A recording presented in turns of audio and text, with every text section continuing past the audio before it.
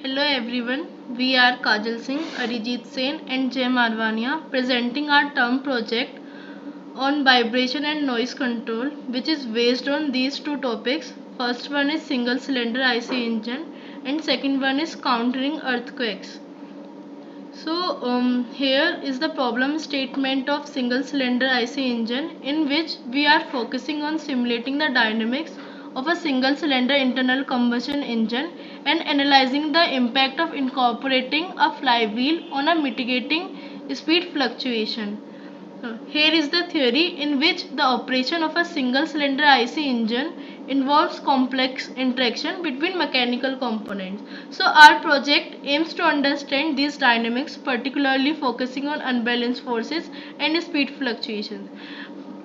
Flywheel plays a crucial role in stabilizing speed fluctuation and reducing vibration by storing and releasing excess energy. In which the unbalanced forces within an engine arise from asymmetrical mass distribution and reciprocating motion of engine components. So these forces manifest as total vibration displacement comprising both vertical and horizontal components, which vertical unbalanced force stemming from reciprocating masses induce up and down engine movement, so potentially leading to vibration issues. Meanwhile, horizontal unbalanced forces caused by eccentric mass and reciprocating components result in side to side oscillations affecting engine stability and structural loads. So our simulation model incorporates reciprocating and rotating masses along with a flywheel. We have made assumptions to simplify engine dynamics without considering combustion complexities or valve timing effects. So the model calculates unbalanced forces due to reciprocating and eccentric masses at different crank angles affecting engine speed fluctuation. This code is a script for simulating the speed of an IC engine with and without a flywheel and the unbalanced force due to reciprocating mass and eccentric mass. Now here is the breakdown of the code. Initially there is engine parameters, then there is flywheel parameters, and following which are the simulation parameters. So simulation parameters defines the parameters for simulation, which includes the time steps, crank angle, step, and the time array. Now coming on to compute engine constants. So all the constraints are computed in this section. Then is the section for initializing the arrays. Now this block initializes some arrays for the crank angle and the speed without flywheel, the speed with flywheel, and the unbalanced forces. Now is the section for compute unbalanced force and speed fluctuation. So this block calculates the speed, unbalanced force due to reciprocating mass and the eccentric mass in the speed of the engine with and without flywheel. Finally, we plot the results. So this block plots the engine speed with and without flywheel and the unbalanced force. Coming to the final code, this script is simulating the motion of a piston in an engine and the unbalanced forces which are acting on the piston, and the effect of similar to the last code, the effect of flywheel on the vibration of the engine. Now here is the breakdown. So the first is the parameters of the engine. So this block defines the parameters of the engine in the simulation, including the mass of the piston and flywheel, the crank radius, the connecting rod length, the eccentricity of the flywheel, the engine speed, and the number of simulation points. Coming over to the time vector, it's self-explanatory. Then there is piston position, velocity, and acceleration. So this block defines and calculates the time, the crank angle, piston position, piston velocity, acceleration as the functions of time. Then there is section for unbalanced forces, followed by torque due to reciprocating motion, which uses a simple formula. Then there is vibration model due to flywheel imbalance. Coming over to total vibration displacement, plot results. So this final section plots the total vibration displacement, vertical unbalanced force, and the horizontal unbalanced forces as the function of time. So here is the conclusion of all the codes, MATLAB simulation codes that were used, and what each subpart was intended to do in these codes. Hello everyone, my name is Arijit Sen and now I will be taking you forward. So here comes our observations from the IC engine simulation. We can find in the left hand diagram, in the left side, in the diagram. So here comes our observation from the IC engine simulation. So in the left side, we can see the flywheel with less eccentricity has helped decrease the speed fluctuations to a great extent. But on the right side, where we have increased the eccentricity of the flywheel, you can see the flywheel is not of much use, and the speed resistance and the speed fluctuations are still very high. Next observation will be the total vibration displacement and vertical unbalanced forces and horizontal unbalanced forces. Variation of these values with time. So here we can see the sinusoidal-like variation of the different forces and vibration displacement. Uh, this is mostly contributed by the fact that we have taken the combustion pressure as the sinusoidal pressure. We have restricted ourselves from taking any uh, complicated or sophisticated models of combustion. So, in conclusion, we can say the presence of a flywheel helps dampen speed variations, contributing to smoother engine operation.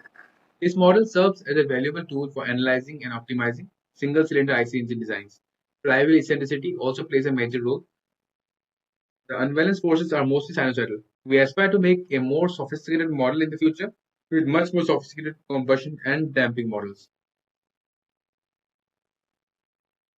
So here comes our next project, which is to how to counter earthquakes. So earthquakes stand out as one of the most devastating natural phenomenon. It's capable of wreaking havoc by destroying buildings and causing claiming lives. In recent decades, engineers have introduced innovative designs and building materials for fortify structures against seismic events. Let's see some of these strategies. One of the strategies is phase isolation. This method elevates a building's foundation using flexible pads made of steel, rubber, and lead. During earthquakes, the base moves while the structure remains stable as the isolators absorb seismic waves, preventing the transmission to the building. It's evident from this diagram that how the base moves while the structure still remains stable. The next strategy is tune mass dampers. Engineers use tune mass dampers by suspending a large mass with hydraulic equipped steel cables atop a building. When the building sways, the mass moves oppositely, stabilizing the structure. EMDs are tuned to counteract the building's natural frequency during earthquakes, effectively dampening vibrations. So this photo is from the famous building Taipei 101, which is recently in news. So now comes the problem setup and assumptions. The problem setup involves modeling a 20-story building in two dimensions, focusing on in-plane displacement. Significant masses include floor, ceiling slabs, and tune mass dampers. Floor slabs are rigid beam supported by columns with elastic modulus and area amount of inertia. Wind load is varying with height and is calculated based on a presumed wind speed at the top floor and packet area, then interpolated to all the floors. Earthquake-induced ground displacement is assumed along the x-axis with frequency and amplitude variation. Hi, my name is Marvaniya, and I will be taking over the presentation from now. In this part, I will be briefly going over all the MATLAB simulation codes that were used in this project, and then I will briefly go over each subsections of this code and explain what they were and what they were meant to do. So, starting with the first code. The first code is a script for simulating the response of a multi-story building with optional shock absorbers and a tuned mass damper to wind and earthquake loads. Now, here is the breakdown of the code. So the first part is floating parameter. Now, this line sets a Boolean variable that controls whether the mode shapes of the building are floated or not. Coming to the building parameters, this block defines the parameters of the building, including the mass of each floor, the flexural rigidity of the columns, the height of each columns, etc. Then there is load definition. Now that block defines the time vector for the simulation and the wind and the earthquake loads. Now coming over to the metric section. Metric section defines the mass, stiffness and damping matrices for the building. If a TMD is used, it is added to the mass and stiffness matrices. Now coming over to the response, natural modes and frequency section. So this block calculates the natural modes and frequencies of the building. Now coming to the response section, this block finally calculates this response of the building to the loads using state space representation and plots the response of this 20th floor and the TMD if it's used. Now, We run this.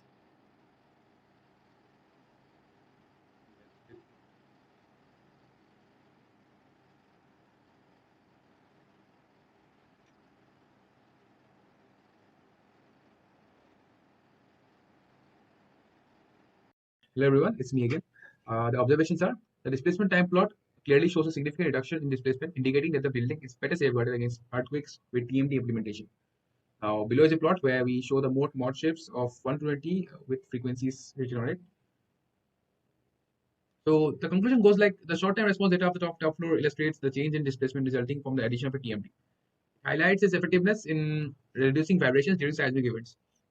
This comprehensive approach to earthquake-resistant building design, incorporating sophisticated techniques like EMDs, holds promise for safeguarding lives and infrastructure against the destructive forces of the earthquake.